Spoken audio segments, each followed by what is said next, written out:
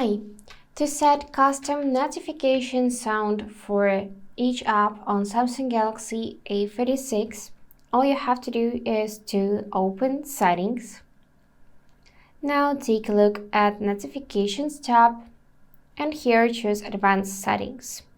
Now I want you to scroll down and find Manage Notification Categories for each apps and enable it by toggle on the switch like I did. Now just run your Messages app,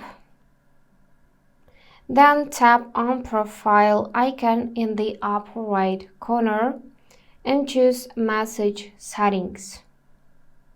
After that, go in Notifications and make sure that they are allowed here.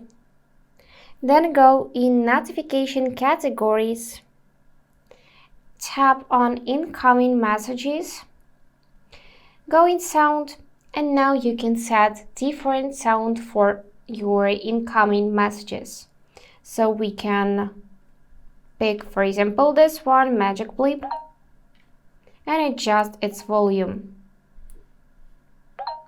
Then save changes by going back, and now this app will get its custom sound.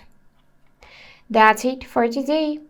If this video was helpful, please subscribe, like, and comment.